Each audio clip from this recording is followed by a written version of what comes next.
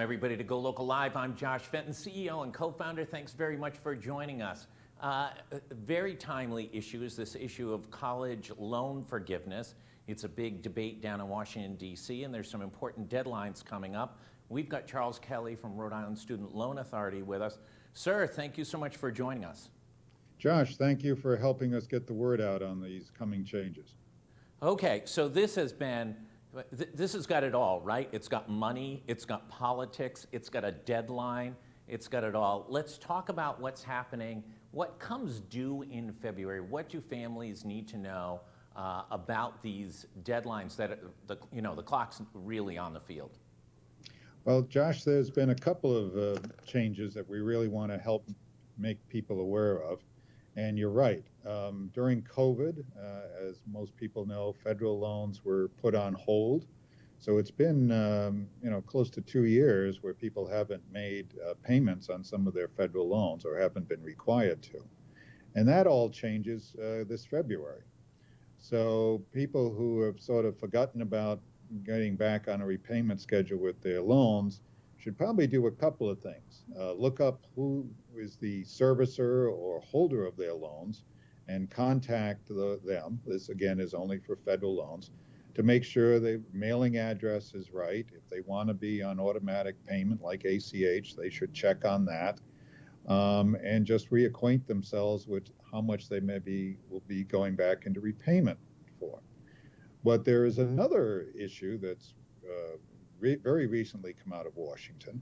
And as you may know, a public service loan forgiveness program has been in existence since 2007, but 98% of the people who have applied for it have been rejected. So only about 2 out of 100 people that have applied for it have had some of their loans forgiven.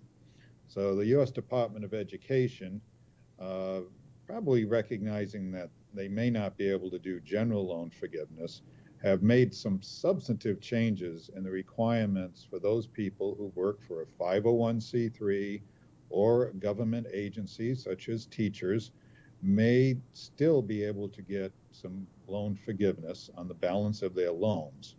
Now, generally, you have to make 120 payments, but it's been very much relaxed, and you only have to make 120 payments even if they were late, partial, whatever. And the big one is, remember we talked about those 2 years of no payments during COVID? Those months count towards the 120 months. Even though you did not make any payments, they still will factor into getting you towards that 120 payment goal. The main thing that has changed, yes, go ahead. Charles, let me just ask you a question here. That February deadline, during that period of time, let's say ABC Bank held my loan. Is there a chance that ABC Bank sold my loan to somebody else during the course of these 21, 22, 23 months?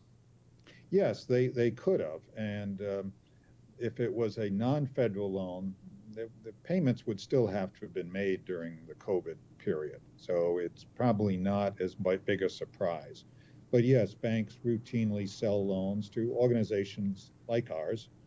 And they also use third-party servicers. So you're not really dealing with the bank anymore. You're dealing with a servicer off somewhere.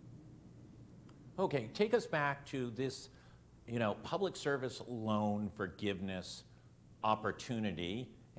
You've outlined that only the federal government, right? Only 2% of those who may have been eligible have actually received it. But now they're trying to work this out a little better, make it a little more fair, make it more accessible. Walk us through, I graduated, I've been paying my loans, I'm a police officer, I'm a teacher, whatever I might be. What steps do I need to take and what proof do I need to give them? Well, those are very good questions. And really, you may be surprised, but this is a federal government program, so it's not simple. And what we really are recommending that people go to the federal government's website, studentaid.gov, and see if they may now be able to qualify. The big change that is not made was that you still have to work for an eligible employer. So that's the first thing you need to figure out. And again, that website will help you. To try to go through all the imaginations and changes, we'd probably have to do a Netflix miniseries to cover them all. So we really encourage people to go to the studentaid.gov website, and things are still changing.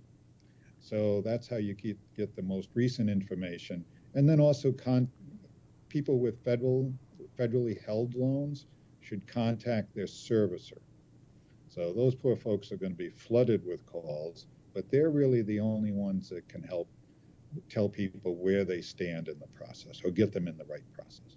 So this February deadline, hey, listen, it's been great. I've had to make a payment for almost 2 years, but now that, I'll say that party is over. I need to get on this now because I don't want to be trying to track down my loan the week before a payment is due and find out that that loan's been sold to somebody else and try and track things down and then end up with late payments and potentially impact other aspects of my financial wherewithal. So this is kind of a top of the list get to kind of issue right now, isn't it? Absolutely, and that is a very good suggestion you've made. And again, people should contact their servicer, remind themselves which loans they have, how much the monthly payments will resume, make sure they have the right mailing address with the servicer so they get any notifications and bills in case they've moved or changed their post office box. So yes, they should take this time to get ready to go back into repayment come February. Okay, one more follow-up. Whatever I owed before this time period, this lax period that I've been able to take advantage of, that level of payment is going to resume. I'm not going to be paying a higher level because I've got to make up for these 20, 22, or 24 months. That's generally correct because there's been no interest charged during that waiver period.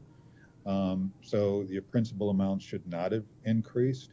The only other thing that you should do when contacting your servicer is to see what kind of payment plan you're in. Because if they're in some sort of an income-based, income-driven repayment plan, they may be on a monthly payment that is less than what the standard 10-year repayment would be. So there is a potential that sometimes it could revert back to a higher payment unless they get recertified. But I believe there's practices in place to sort of delay any of those surprises. But I think your advice is very well taken, that people should begin now and check to make sure there's no surprises. There's also another tool that could benefit those who have student loans, which is the ability to refinance those loans. Talk about that. Interest rates continue to be at an all-time record low. Talk about what that process is, how quickly it can be done. Can I get it done before these February payments are due? Well, yes, particularly if you have non-federal loans that you might be paying a much higher interest rate on than you could obtain right now. And as you said, interest rates continue to be at all-time low, but we constantly hear concerns about rates increasing.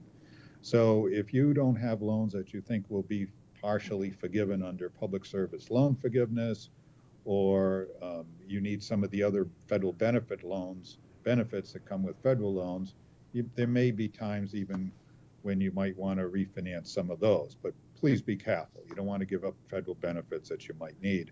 But for refinancing loans, we're making fixed rate loans at less than 3% these days. So it's a good time for people to try to lock in a fixed interest rate. And that's our big advice to people. If they're looking to refinance, variable rates may look very attractive right now. But if interest rates in general increase, those rates will increase, and so will your monthly payment. So, and that's a call to you guys, right? That's a call to RISLA. Yeah, we can help people at the local level might determine what is best for them. And as a nonprofit, we always try to do what is best for the individual. So, you've been at this a little while. This isn't your first rodeo. No, you're being kind. Right? Where do you see, yesterday there was a flurry of national news stories about, another push by members of, especially the Democratic Senate. I think it was Elizabeth Warren and Bernie Sanders, and I think there was a push to say, forgive for everybody $50,000 of student loan debt. Is that going anywhere? Do you belong to these associations, you get sort of the inside scoop on these things. Do you see that taking place in the next, not that Washington ever moves quickly, but that would be in less than 2 months that the Biden administration would have to move to get that done? Well, that's a very tough question, and I don't claim to have a great deal of inside information on it. But the one issue that has come up is that there's been a number of legal counsels who have said that the president does not have on their own ability, to the extent that they could forgive, 10,000 or 50,000 in federal loans. So I think the loosening of the requirements for public service loan forgiveness is sort of a way that the administration is trying to accomplish some loan forgiveness, maybe in lieu of having the ability to do some forgiveness outright. And loan forgiveness is very controversial. You run into many families and former students who say, well, I repaid my loan, why shouldn't others? So it's a discussion we stay out of, but it's sort of a wait and see what happens in Washington, I'm afraid. Charles, just give everybody a reminder about the different services you provide, because this is, college application time right now. People have, I think, applied early admissions, maybe early action in most cases. I think those are pretty much due by maybe December 15th, if I remember back in the day, of my children. And then all the applications are due really by the beginning of the year in most cases. What's the services that you guys are able to provide to families here in Rhode Island? Well, that's an excellent point, very timely, because the FAFSA form, the free application for federal student aid, is sort of the gateway for Pell Grants, institutional monies from the schools, being able to get a federal direct loan. And FAFSA applications nationally are down. People, maybe just because of COVID, are not getting it done as quickly as they normally should. So our College Planning Center, that has been providing help to people for free for over 20 years, because of COVID, they can't come in and sit with our counselors anymore, but they can book an appointment on RISLA.com and do a ask for completion right over the phone with our experienced counselors. And between that and people who have existing loans to look at refinancing, and for the next school year, people do not have to get involved in looking for loans yet for the 22-23 academic year, but that's probably going to come up in something they should do come May and June, and do their comparison shopping and be smart consumers. And the FAFSA loan application, which used to be most everyone's, I believe, waterboarding and FAFSA application forms were two forms of torture banned by the World Court. That's gotten easier. That form is now an easier form to fill out for families than it used to be.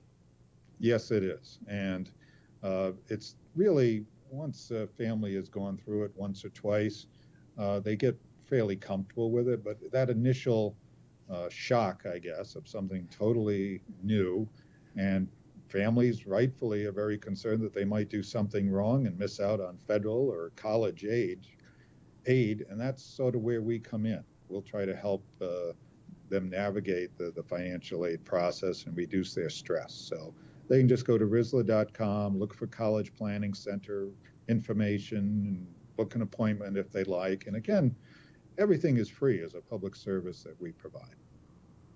Okay, so in interesting trends, there's a lot of trends that are changing higher education. If you read the Chronicle of Higher Education, I get their newsletter every morning, and you look at some of the data and some of the changes, decreases in applications, decreases in enrollment. Where do you see, you've got perspective, you've seen these ebb and flows over the past few decades. Where do you see higher education going? Well, it seems that hybrid is here to stay in some regards. And also many of the schools, and Rhode Island's very lucky because we have a great number of very highly rated institutions that they're offering now certificate programs to help people get the skills and the certifications they need to improve their career. Um, and the demographics, of course, are changing. Higher need students are coming into the system, and people are, very concerned now about getting, as they call it, return on investment for their education dollars. But I think, as evidenced by the low default rates that we have, that students that come through the Rhode Island institutions do pretty well when they go on into the real world to make a living. Our default rate's less than 2%. So I think that speaks highly of the students and the schools in our state. Charles Kelley, thank you so much. You get the last word. What should people be paying attention to on this February deadline of restarting loan payments? Go log into your servicer account and make sure your information is correct. And if you have any questions, call your servicer, but please be kind to them. These poor folks are going to be buried in telephone calls. So be patient. And if you think you have a tough job, imagine you're on the other end of that phone trying to explain public service loan forgiveness and income-based repayment plans day in and day out. So, but it's a call worth making. Charles Kelley, thank you very much. Rhode Island Student Loan Authority, a lot of resources to Rhode Island families who are looking at or have children in higher education. A lot of resources both on the FAFSA form and on guidance throughout this process. For everybody else, stay tuned. A lot is happening in Rhode Island. Kate Nagel's got a big story. It may be breaking right now. Take a look at that. And stay safe, everybody, during this tricky time with COVID. If you haven't gotten your booster shot, go get it. You need it. If before June 13th, 14th, you got your 2 shots, you need a booster shot ASAP. Thanks, everybody. Stay safe. Thank you.